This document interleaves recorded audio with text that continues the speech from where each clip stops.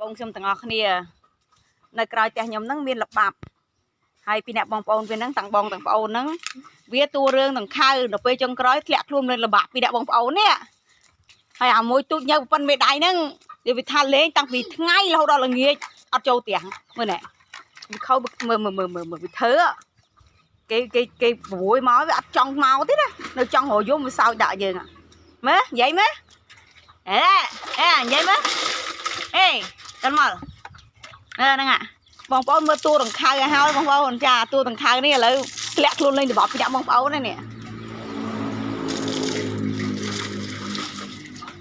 ហើយស្រីនេះក៏មិនធម្មតានេះតាមរហូតនេះកធិបនេះពីថាតាមមើលតាម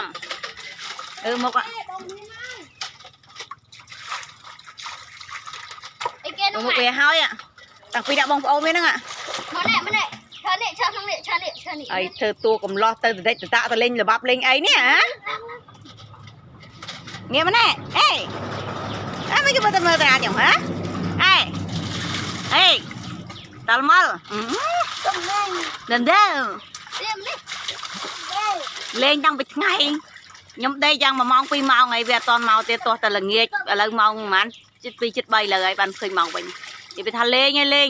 ឡូវបងប្អូនទៅមើលជាមួយនឹងល្បាប់ពីលេងទាំងអស់គ្នាពីលេង3 4ថ្ងៃជាប់គ្នាហើយបងប្អូនតែដោយសារខ្ញុំរវល់ពេកខ្ញុំអត់បានថតបងប្អូនទាំងគ្នាណា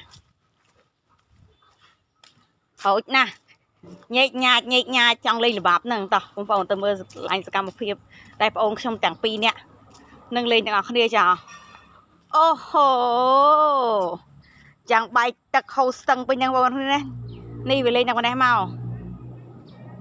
ហើយត្រូវភ្លៀងមកប្រហែលមេទេនោះល្បាប់យើងគឺមានទឹកឆាច់នោះចាតាក់ទាញជាមួយនឹងបងប្អូនខ្ញុំអាទូចញើអាតលមកហ្នឹងគឺមកលេងតែម្ដង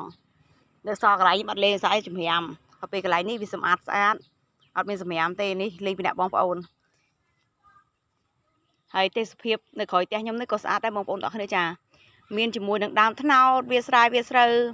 បងប្អូនប្រជាជនភូមិខ្ញុំនឹងផ្ទាល់តែម្ដងគាត់បានធ្វើស្រែចម្ការព្រោះស្រូវធ្ងន់បងប្អូនទាំងអស់គ្នាហើយវីដេអូមានតែប៉ុណ្្នឹងបងប្អូនចាគាត់ចង់ថតពីសកម្មភាពកាត់បងអូនខ្ញុំទាំងពីរដែលមកលេងល្បាប់នេះ